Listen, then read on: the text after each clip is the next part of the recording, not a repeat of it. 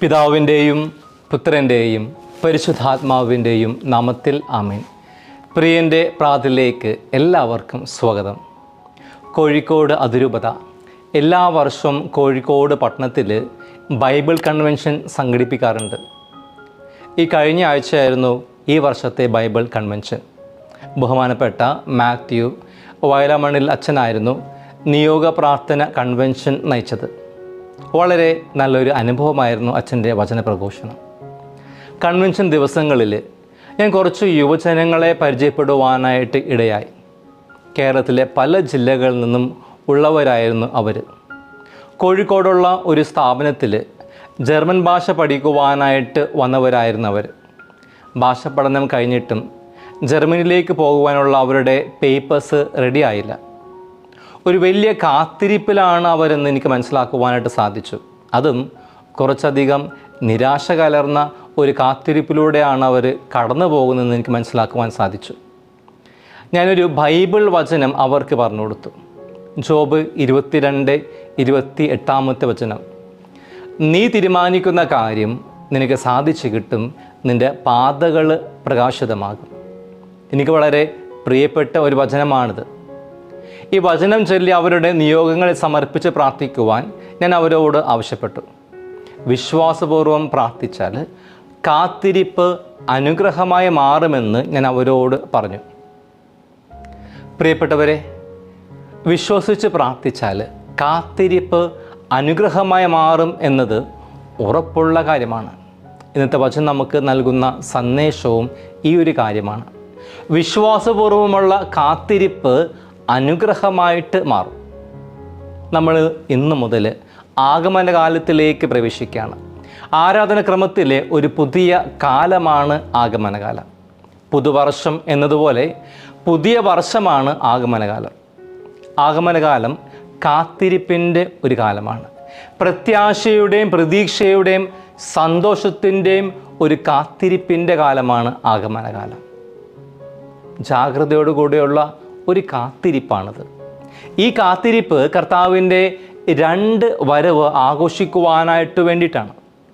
1-ാം വരവും അവിടുത്തെ 2-ാം വരവ്. 1-ാം വരവ് കൊണ്ട് അർത്ഥമാക്കുന്നത് ചരിത്രത്തിൽ അവതരിച്ച യേശുവിൻ്റെ ജന്മദിനം ആഘോഷിക്കുവാനായിട്ടുള്ള ഒരുക്കമാണ് ഈ 1-ാമത്തെ വരവ്. ഒപ്പം യേശുവിൻ്റെ 2-ാം വരവിനായിട്ട് നമ്മൾ കാത്തിരിക്കുന്നു, ഒരുങ്ങുന്നു. ഈ 2 വരവിനായും നമ്മൾ ജാഗ്രതയോടുകൂടെ കാത്തിരിക്കേണ്ടിയിരിക്കുന്നുവെന്ന് ഇന്നത്തെ സുവിശേഷവും മറ്റു വായനകളും നമ്മളെ ഓർമ്മപ്പെടുത്തുന്നു. പ്രിയപ്പെട്ടവരെ, അപ്പോൾ കാത്തിരിപ്പ് അവിഭാജ്യമായിട്ടുള്ള ഘടകമാണ്. നമ്മുടെ വിശ്വാസ ജീവിതത്തിൻ്റെ ഏറ്റവും പ്രധാനപ്പെട്ട ഒന്നാണ് കാത്തിരിപ്പ്. വിശുദ്ധ ബൈബിളിലൂടെ കണ്ണോടിക്കുമ്പോൾ വിശ്വാസപൂർവ്വം കാത്തിരുന്നവരെ, പ്രത്യാശയോട് കാത്തിരുന്നവരെ ദൈവം അനുഗ്രഹിച്ചതായിട്ട് നമുക്ക് കാണുവാനായിട്ട് സാധിക്കും.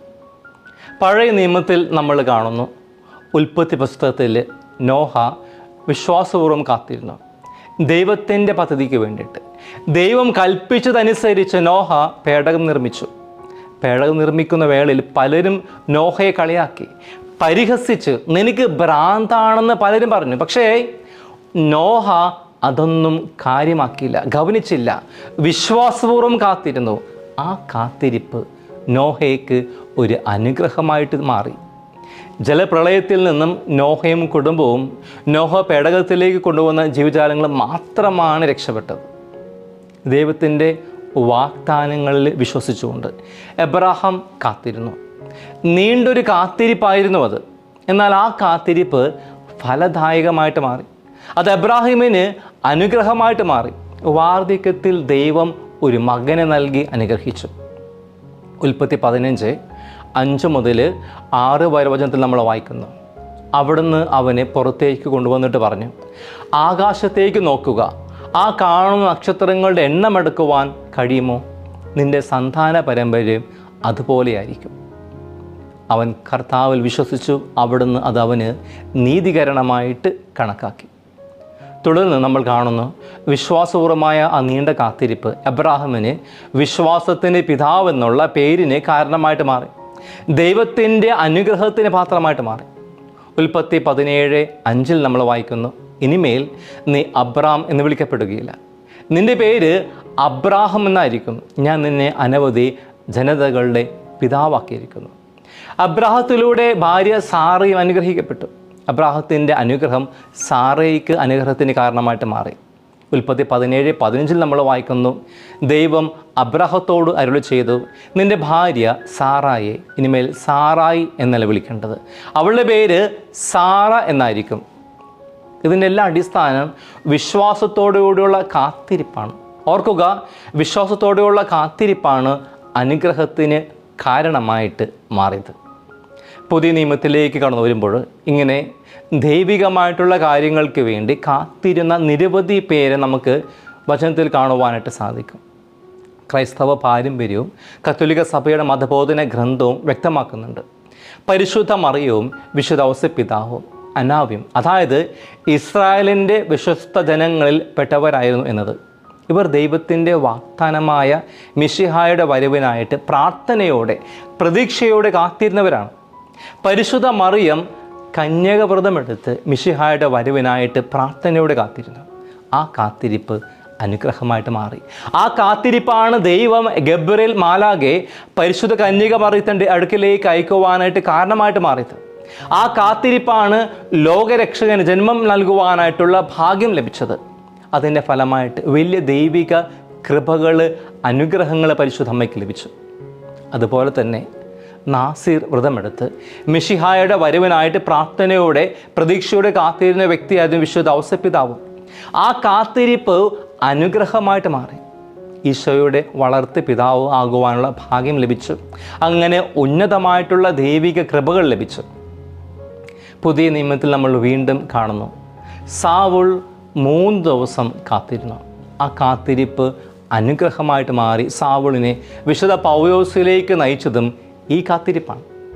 അപ്പോസ്തലന്മാരുടെ പ്രവർത്തനങ്ങൾ 9-ാം അധ്യായം 8 മുതൽ 9 വരെയുള്ള തിരുവചനം നമ്മൾ വായിക്കുന്നു. സാവുൾ നിലത്ത് നിന്ന് എഴുന്നേറ്റു. കണ്ണുകൾ തുറന്നിരുന്നിട്ടും ഒന്നും കാണുവാൻ അവന് കഴിഞ്ഞില്ല. തന്മൂലം അവർ അവനെ കൈക്ക് പിടിച്ച് ദമാസ്കസിലേക്ക് കൊണ്ടുപോയി. 3 ദിവസത്തേക്ക് അവന് കാഴ്ചയില്ലായിരുന്നു. അവനൊന്നും ഭക്ഷിക്കുകയോ പാനം ചെയ്യുകയോ ചെയ്തില്ല. ഞാൻ വിശ്വസിക്കുന്നു, കാത്തിരിപ്പ് അനുഗ്രഹമായി മാറിയ നിരവധി അനുഭവങ്ങൾ നമുക്ക് എല്ലാവർക്കുമുണ്ട്. എനിക്ക് പരിചയമുള്ള ഒരു യുവാവിൻ്റെ അനുഭവം പങ്കുവയ്ക്കട്ടെ. അവൻ പ്രാർത്ഥനാപൂർവം നീണ്ട 1.5 വർഷം അവൻ്റെ 2 നിയോഗങ്ങൾക്ക് വേണ്ടി കാത്തിരുന്നു. ഒന്ന് ജോലി ലഭിക്കുവാൻ, രണ്ടാമത്തത് വിവാഹം ശരിയാകുവാൻ. അവൻ്റെ കാത്തിരിപ്പ് അനുഗ്രഹമായിട്ട് മാറി. 1 വർഷം കഴിഞ്ഞപ്പോൾ അവൻ്റെ ജോലി ശരിയായി. കുറച്ച് മാസങ്ങൾ പിന്നിട്ടപ്പോൾ വിവാഹവും കഴിഞ്ഞു. കാത്തിരിപ്പ് അനുഗ്രഹമായി മാറുമെന്ന് വീണ്ടും നമ്മളെ വചനം ഓർമ്മപ്പെടുത്തുന്നു. 1 പത്രോസ് 5-ാം അധ്യായത്തിലെ 6-ാമത്തെ വചനം, ദൈവത്തിൻ്റെ ശക്തമായ കരുത്തിന് കീഴിൽ നിങ്ങൾ താഴ്മയോടുകൂടെ നിൽക്കുവിൻ, അവിടുന്ന് തക്ക സമയത്ത് നിങ്ങളെ ഉയർത്തിക്കൊള്ളും.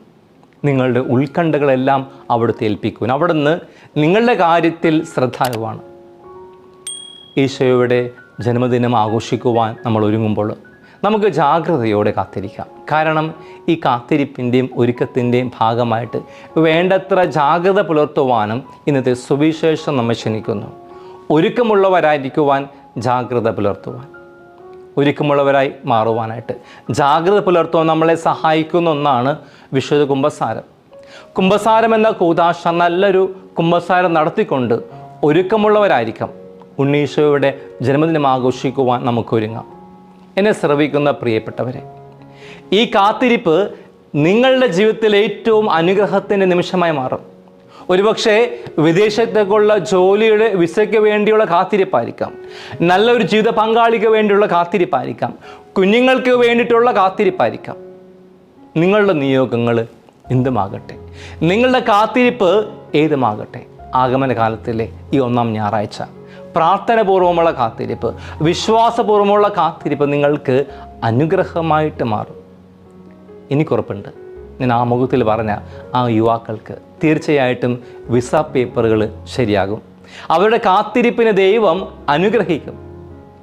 ആയതിനാൽ പ്രാർത്ഥനാപൂർവം, വിശ്വാസപൂർവം നമുക്കും കാത്തിരിക്കാം. കാത്തിരിപ്പ് അനുഗ്രഹമായിട്ട് തീരട്ടെ. പിതാവും പുത്രനും പരിശുദ്ധാത്മാവും നിങ്ങളെ അനുഗ്രഹിക്കുമാറാകട്ടെ. ഈശോ മിശിഹായിക്ക് സ്തുതിയായിരിക്കട്ടെ.